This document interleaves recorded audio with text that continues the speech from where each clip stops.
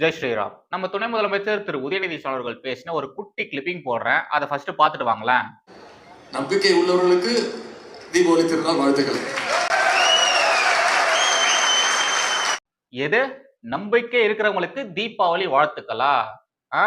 If you have a guts, இதே மாதிரி Christmas, Bakrid, Ramzan இந்த காலகட்டங்கள்ல அவங்களுடைய பண்டிகை நேரங்கள்ல இதே மாதிரி மேடையை போட்டு கையில மைக்க பிடிச்சி நம்பிக்கை இருக்கிறவங்களுக்கு கிறிஸ்துமஸ் தின வாழ்த்துக்கள், நம்பிக்கை இருக்கிறவங்களுக்கு ரம்ஜான் தின வாழ்த்துக்கள், நம்பிக்கை இருக்கிறவங்களுக்கு பக்ரீத் தின வாழ்த்துக்கள் அப்படின்ற மாதிரிலாம் நீங்க சொல்வீங்களா? உங்களால சொல்ல முடியுமா? எப்பெல்லாம் ஹிந்து பண்டிகைகள் வருதோ அப்பெல்லாம் உதயநிதி ஸ்டாலின் அவர்கள் மாதிரியே, ஆர் ராசா அவர்கள் மாதிரியே, முதலமைச்சர் திரு மு க ஸ்டாலின் அவர்கள் மாதிரியே எல்லாருமே பண்டிகைகளுக்கு வாழ்த்து சொல்றதெல்லாம் 4வது பட்சம் தான். ஃபர்ஸ்ட் ஆஃப் ஆல் அவங்க வாழ்த்துக்கள் சொல்லவே மாட்டாங்க. ஆனா அந்த நேரங்கள்ல இவங்க பேசுற விஷயம் என்ன?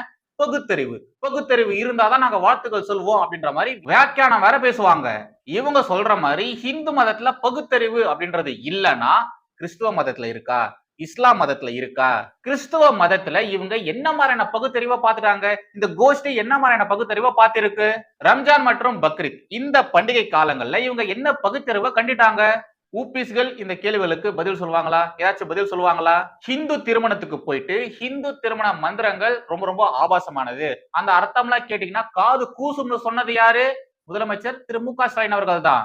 அவர்கிட்ட இருந்தும், அவருடைய கட்சிகிட்ட இருந்தும், அவர் கட்சியில இருக்கக்கூடிய நபர்கள்கிட்ட இருந்தும் வேற என்னத்தை நம்மளால எதிர்பார்க்க முடியும்? இத்தனை வருஷமா தமிழகத்துல இருக்கக்கூடிய பாஜக காரங்க திமுகவினரை பார்த்து ஹிந்து பண்டிகைகளுக்கு வாழ்த்து சொல்லுங்க, வாழ்த்து சொல்லுங்க அப்படின்ற மாதிரிலாம் கேட்டுட்டு இருப்பாங்க.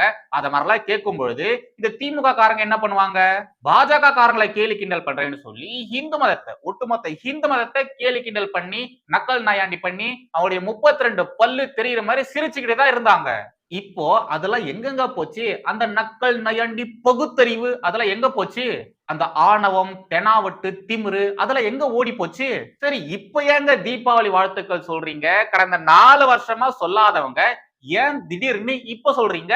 பிகாஸ் அவங்களுக்கு நல்லாவே தெரியும் தமிழகத்துல ஹிந்துக்களுடைய ஓட்டு கன்சாலிடேட் ஆயிடுச்சுன்னு. இனி தமிழக மக்களை ஏமாத்தி, முக்கியமா ஹிந்து மக்களை ஏமாத்தி நம்மளால இங்க அரசியல் பண்ண முடியாது அப்படின்றத அவங்க தெரிஞ்சுக்கிட்டாங்க, புரிஞ்சுக்கிட்டாங்க. அந்த மரண பயத்துலதான், அந்த ஒரு தோல்வி பீதியில தான் சனாதன தர்மத்தை வேறு இருக்கணும், சனாதன தர்மத்தை நாம அழிக்கணும்னு சொன்ன நம்முடைய துணை முதலமைச்சர் திரு உதயநிதி ஸ்டாலின் அவர்கள் அவருடைய வாயாலேயே தீபாவளி வாழ்த்து சொல்லியிருக்காரு. நம்பிக்கை உள்ளவர்களுக்கு தீபாவளி திருநாள் வாழ்த்துக்கள். இதுக்கு முன்னாடியே பல வீடியோஸ்ல சொல்லியிருப்பேன். எப்பப்பெல்லாம் திமுக ஆட்சிக்கு வராங்களோ அப்பப்பெல்லாம் 4.5 வருஷம் ஹிந்து மதத்திற்கு எதிராகத்தான் பேசுவாங்க. ஹிந்து மதத்திற்கு எதிரான கருத்துக்கள் மட்டும்தான் முன்னெடுத்து வைப்பாங்க. திமுக மட்டும் கிடையாது, திமுக கூட்டணி கட்சிகளும் அப்படிதான் இருப்பாங்க. ஆனா கடைசி 6 மாசம், தேர்தலுக்கு 6 மாசம் இருக்கும்போது ஏகப்பட்ட நாடகங்களை போடுவாங்க. அந்த ஒரு நாடகத்தை தான் இப்பவும் போட்டிருக்காங்க. அதை நம்முடைய உதயநிதி ஸ்டாலின் அவர்கள் இப்ப ஆரம்பிச்சு வச்சிருக்காரு. இதுக்கப்புறமா பாருங்க, எல்லா திமுக காரங்களும் எப்படிலாம் நாடகம் போட போறாங்க, எப்படிலாம் டிராமா போட போறாங்க அப்படின்றத நீங்களே பாருங்க. 2021 தேர்தல் காலகட்டங்கள்ல எல்லாருமே வேலை தூக்கிட்டு சுத்தினாங்க. அதுக்கான காரணம் அப்போ பாஜக வேல் யாத்திரை அப்படின்றத ஒண்ணு ஆரம்பிச்சாங்க. அதுக்கான முக்கியமான காரணம் திமுக மற்றும் திக இவங்களுடைய கோஷ்டில ஊர்ன ஒரு மட்டை தான் கருப்பர் கூட்டம் அப்படின்ற ஒரு கேடுகட்ட நீங்களே ஏதாச்சும் ஃபீல் பண்ணிக்கோங்க. அவன் தொடர்ந்து ஹிந்து மத இதிகாசங்களை குறித்து ரொம்ப கேவலமா ஆபாசமாலாம் பேசிட்டு இருந்தான். அந்த நேரத்துல தான் கந்த சஷ்டி கவசம் குறித்து ரொம்ப ரொம்ப ரொம்ப ரொம்ப கேவலமா பேசியிருந்தான். அந்த விஷயத்தை வச்சு பாஜக ஒரு அரசியல் பண்ணாங்க. வேல் யாத்திரை அப்படின்றத நடத்தினாங்க. பாஜக வேல் யாத்திரை நடத்தினதும் இவங்க இது மாதிரி ஹிந்து மதத்திற்கு எதிராக பேசினது, முருகப்பெருமானுக்கு எதிராக பேசினது, இது எல்லாமே பாத்தீங்கன்னா திமுகவிற்கு எதிரான ஒரு மனநிலையை மக்களிடத்துல கொண்டு வந்தது. சோ நாம அதை எல்லாத்தையுமே மாத்தணும் அப்படின்றதுக்காக ஸ்டாலின், உதயநிதி ஸ்டாலின், கனிமொழி, திமுக கூட்டணி கட்சியில இருந்த திருமாவளவன், வன்னியரசு, முக்கியமா இந்த காமெடி பீஸ் கம்யூனிஸ்டுகள் இவங்க எல்லாருமே ஒன்னா சேர்ந்தலாம் இல்ல, இவங்க பிரச்சாரத்துக்கு போகும்போதெல்லாம் பாத்தீங்கன்னா அந்தந்த கட்சியுடைய தொண்டர்கள் அந்த கட்சியின் தலைவருக்கு வேல்லாம் கொடுத்தாங்க, வேலை பரிசா கொடுத்தாங்க, வெள்ளி வேல்லாம் கொடுத்தாங்க, ஒரு ஆள் உயரத்திற்கு வேல்லாம் கொடுத்திருந்தாங்க. ஹிந்து மதத்துல பகுத்தறிவு அப்படின்றது கிடையவே கிடையாது. ஹிந்து மத கடவுள்களை யாரும் வணங்கவே கூடாது. பிராமணர்கள் இப்படிப்பட்டவர்கள் தான், பிராமணர்கள் அப்படிப்பட்டவர்கள் தான். இந்து மதத்துல இருக்கக்கூடிய கடவுளை யாரும் நம்பாதீங்க, அது எல்லாத்தையுமே பிராமணன் தான் உருவாக்கணும் அப்படின்ற மாதிரியான கட்டு கதைகளை நம்ம எல்லாருமே கேட்டிருப்போம். அது யாரும் சொன்னா? இந்த திமுக இந்த கோஷ்டிக்கு தான் சொல்லிட்டு இருந்தாங்க. அப்படிப்பட்ட அவங்கதான் 2021 தேர்தல் காலகட்டங்கள்ல வேலை தூக்கின்னு சுத்துறாங்க. இப்ப இவங்களே என்னங்க பண்றாங்க?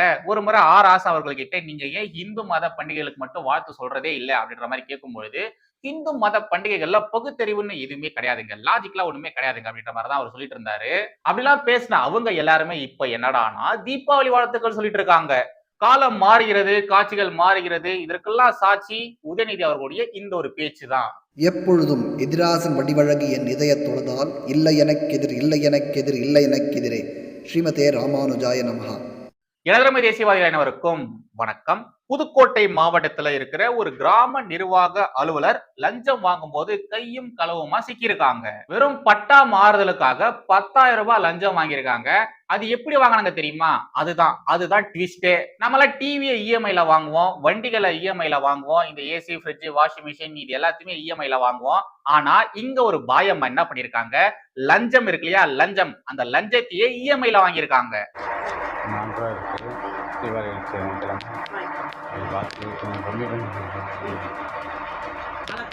இல்லை இல்லை கட்டுறாங்கல்ல கொஞ்சம் கம்மி.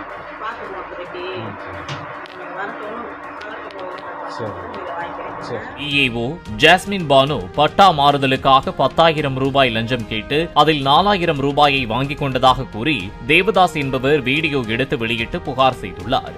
பாயம்மா, இதெல்லாம் நியாயமாமா? இந்த பாயம்மா பேர் என்னன்னா ஜாஸ்மின் பானு.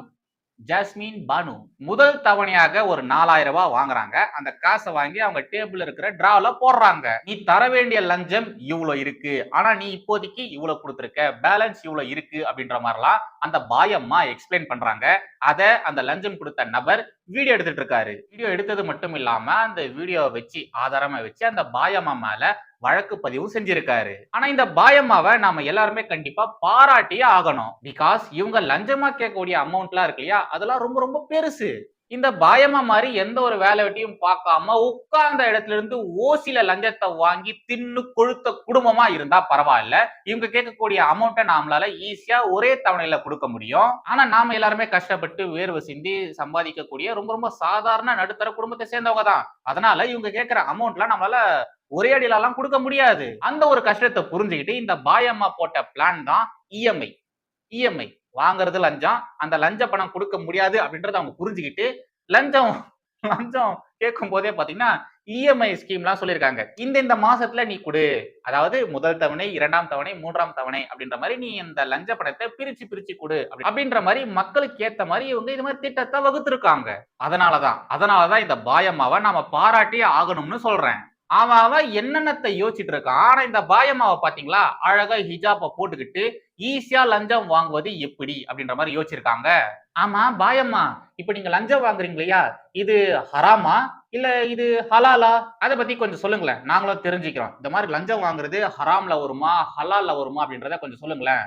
இதுல ஒரு நல்ல விஷயம் என்னன்னா, இந்த வீடியோ வைரலா ஆனதுனால, எல்லாருமே இது குறித்து பேசினதுனால, எல்லாருமே இது குறித்து கேள்விகள் எழுப்புனதுனால புதுக்கோட்டையில இருக்கக்கூடிய கோட்டாட்சியர் ஐஸ்வர்யா அவங்க என்ன பண்ணிருக்காங்க, இந்த பாயம்மாவை பணியிடை நீக்கம் செஞ்சிருக்காங்க.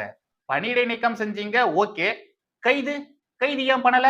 சாதாரணமா ட்வீட் போட்டா கைது பண்ணக்கூடிய தமிழக காவல்துறை இந்த பாயம்மா லஞ்சம் வாங்கியிருக்காங்க, லஞ்சம் வாங்கினதுக்கான ஆதாரம் இருக்கு, எல்லா ஊடகங்களிலும் வந்திருக்காங்க, அவங்கள பணியிடை நீக்க வர செஞ்சிருக்காங்க. அவங்க இது மாதிரி லஞ்சம் வாங்கியிருக்காங்க இல்லையா, சோ தமிழக காவல்துறை அவங்களை கைது செய்யணும் தானே, ஏன் கைது செய்யல? எப்ப கைது பண்ண போறீங்க? ரைட். இதை தொடர்ந்து இன்னொரு முக்கியமான விவகாரத்தை குறித்து இப்ப பார்க்கலாம். கரூர் சம்பவம் வழக்கானது உச்ச நீதிமன்றத்துக்கு போகும்பொழுது இந்த திமுகவுக்கு பெரிய ஆப்பு சொருகிற மாதிரி அந்த கரூர் சம்பவமானது இதுக்கப்புறமா சிபிஐ தான் விசாரிக்கும் அப்படின்ற மாதிரி உச்ச நீதிமன்றம் தீர்ப்பு கொடுத்துட்டாங்க. இப்படிப்பட்ட ஒரு தீர்ப்பு வந்ததுக்கு அப்புறமா பாவம் இந்த திமுக காரங்களை கையில பிடிக்கவே முடியல, உருண்டு புரண்டு கத்தி கதறி அழுதுகிட்டே இருக்காங்க. இந்த வழக்குடைய உத்தரவு வந்து எத்தனை நாள் ஆச்சு? முழுசா 3 நாள் கூட முடியல. அதுக்குள்ள அந்த சிபிஐ டீம் ஆனது நம்ம சென்னைக்கு வந்துட்டாங்க. இந்த வழக்கு விசாரணையானது சீக்கிரமா நடக்கணும், சீக்கிரமா நடத்தி முடிக்கணும் அப்படின்ற மாதிரி சிபிஐ இயக்குனர் சொல்லியிருக்காரு. டெல்லியில இருந்து இவங்களுடைய டீம் வந்த உடனேயே இந்த விவகாரத்தை எப்படி ஹேண்டில் பண்ணணும், எது மாதிரியான பிளான போடணும் அப்படின்ற மாதிரி ஒட்டுமொத்த ஸ்கெட்சையும் போட்டு முடிச்சிட்டாங்க. சிபிஐல இருந்து ஒரு ஐபிஎஸ் அதிகாரி தலைமையில கூடுதல் எஸ்பி, டிஎஸ்பி அடங்கிய டீம் இப்போ கரூருக்கு போயிருக்காங்க. ஐ திங்க் இந்நேரத்துக்கு விசாரணையும் ஆரம்பிச்சிருப்பாங்க. இதுல முக்கியமான மேட்டர் என்னன்னா, இந்த ஒரு விஷயத்துக்காக தான் திமுக காரங்க பயங்கரமா கத்தி கதறி கூச்சல் போடுறாங்க. அப்படி என்ன மேட்டர்னா, இப்ப இந்த சிபிஐ டீம் இங்க வந்திருக்காங்க இல்லையா, கரூருக்கு போயிருக்காங்க இல்லையா, அவங்க விசாரணை பண்ற எல்லா விஷயத்தையுமே டெய்லி ரிப்போர்ட் பண்ணுவாங்க. அந்த ரிப்போர்ட் இருக்கு இல்லையா, அது ஃபர்ஸ்ட் பிஎம்ஓ கிட்ட தான் போக போகுது. இங்க நடக்கக்கூடிய இந்த விசாரணைகளுடைய ரிப்போர்ட் ஃபர்ஸ்ட் பிஎம் ஆபீஸ்க்கு தான் போக போகுது. எல்லா ரிப்போர்ட்டையுமே மோடி கையில தான் கொடுக்க போறாங்க. நம்ம இந்த தமிழ் சினிமால எல்லாம் பார்த்திருக்கோம். இது மாதிரி சிபிஐ வரும்பொழுது லோக்கல்ல இருக்கக்கூடிய பொலிட்டீஷியன்ஸ்க்கு ஆதரவாக அவங்கள ஒரு சில பேர் வேலை பார்ப்பாங்க. பொலிட்டீஷியன்ஸ்க்கு சார்பாக வேலை பார்ப்பாங்க. பட் அது மாதிரியான சம்பவங்கள் எதுவுமே இங்க நடக்க போறது கிடையாது. விஜய்க்காக பாஜக இப்படி இறங்கி வேலை பார்க்கறாங்களே, மோடியே இறங்கி வேலை பார்க்கறாரு, பாஜக கூட சேர்ந்து விஜயும் நம்மள முடிச்சு கட்ட இப்படி எல்லாம் வேலை பார்க்கறாரு அப்படின்ற ஒரு ஆதங்கம், அப்படின்ற ஒரு காழ்ப்புணர்ச்சி. அதன் காரணமாகத்தான் நம்முடைய முதலமைச்சர் ஸ்டாலின் முதல் திமுக இருக்கக்கூடிய பெருந்தலைகள் அவங்க எல்லாருமே தினம் கத்திக்கிட்டே இருக்காங்க. கதறட்டுங்க, நல்லா கதறட்டும். 4.5 வருஷம் தமிழக மக்களை கதற விட்டாங்கல்ல, சோ இன்னும் கொஞ்ச நாளைக்கு அவங்க கதறட்டும். ரைட். கடைசியாக நம்முடைய திமுக அரசு கடந்த சில தினங்களாக அடி மேல அடி வாங்குறாங்க, மிதி மேல மிதி வாங்குறாங்க. தொடர்ந்து உச்சநீதிமன்றம், உயர்நீதிமன்றம் இந்த திமுக அரசை போட்டு போலன்னு பொலகறாங்க. கொட்டு மேல கொட்டு வச்சுக்கிட்டே இருக்காங்க. கரூர் வழக்கானது சிபிஐ கிட்ட போயிருச்சு. சிபிஐ கிட்ட போன உடனே அவங்க அதிரடியாக விசாரணையை ஆரம்பிச்சிட்டாங்க. தமிழகத்துடைய சட்ட ஒழுங்கை பார்த்து சாதாரண பொதுமக்கள் கூட திமுக அரசை நோக்கி கேள்விகள் கேட்கறாங்க. தினம் கழுவி கழுவி ஊத்துறாங்க. போதாக்குறைக்கு சட்டமன்றத்துல வேற திமுகவினர் தொடர்ந்து அசிங்கப்பட்டுக்கிட்டே இருக்காங்க. அது மட்டும் இல்லாம எதிர்க்கட்சியினர் பேச வரும்பொழுது கரெக்டா அந்நேரத்துக்கு லைவ் ஆஃப் பண்றாங்க. அது எல்லாமே பெரிய விமர்சனத்துக்குள்ளா இருக்கு. இதுல ஃபாக்ஸ்கான் இஷ்யூ வேற, நாங்க முட்டு தரோம், முரட்டுத்தனமான முட்டுக்கள் தரோம் சொல்லிட்டு என்னென்னத்தையோ பேசிட்டு இருக்காங்க. கரூர் விவகாரத்தை குறித்து பேசும்பொழுதும் ஒவ்வொரு அமைச்சரும் ஒவ்வொரு மாதிரியான டேட்டாக்களை பேசிட்டு இருக்காங்க. எப்படி இந்த மழைநீர் வடிகால் குறித்தான கேள்விகளை கேட்கும் பொழுது இந்த திமுக அமைச்சர்கள் ஒவ்வொருத்தங்களும் ஒவ்வொரு விதமா பேசிட்டு இருந்தாங்களோ, அதே மாதிரி இந்த கரூர் துயர சமூகத்தை குறித்து கேள்விகள் கேட்கும் பொழுது, சட்டமன்றத்திலே கேள்விகள் கேட்கும் பொழுது ஒவ்வொருத்தங்களும் ஒவ்வொரு மாதிரி பேசிட்டு இருக்காங்க. போது நான் ஏற்கனவே சொன்ன இந்த குறிப்பிட்ட மாவட்டங்களில் இருந்து 22 மருத்துவர்கள் வரவழைக்கப்பட்டார்கள், உடற்கூறாய்வு மருத்துவர்கள். ஆக மொத்தம் 25 உடற்கூறாய்வு மருத்துவர்கள் இந்த பணியினை செய்ய தொடங்கி 5 மேஜைகளில் செய்ய தொடங்கினார். அது கேட்கிறார், 3 டேபிள் தானே அங்கே போஸ்ட்மார்ட்டத்துக்கு இருந்துச்சு. போஸ்ட்மார்ட்டத்துக்கு 3 டேபிள் தான் இருந்துச்சு. ஆனால் மாவட்ட ஆட்சித்தலைவருடைய அனுமதி பெற்று 8 டேபிள்கள் அங்கே போடப்பட்டன. யார் வேணாலும் போய் பார்த்துக்கலாம், கேட்டுக்கலாம். அந்த உயிரிழந்தவருடைய குடும்பங்கள்கிட்டே போய் கேட்டுக்கலாம். 8 டேபிள் போடப்பட்டது. இவங்களுடைய இது மாதிரியான பர்ஃபார்மன்ஸ் இருக்கு இல்லையா, இந்த பர்ஃபார்மன்ஸ் எல்லாமே கிரவுண்ட்ல வேற லெவல்ல பர்ஃபார்ம் பண்ணுது. இதை எதுவுமே சமாளிக்க முடியாத நம்முடைய திமுக காரங்க என்ன பண்றாங்க, எப்பொழுதும் போல பழைய மாதிரி ஹிந்தி எதிர்ப்பு, ஹிந்தி திணிப்பு அப்படின்ற மாதிரி கத்திக்கிட்டு இருக்காங்க.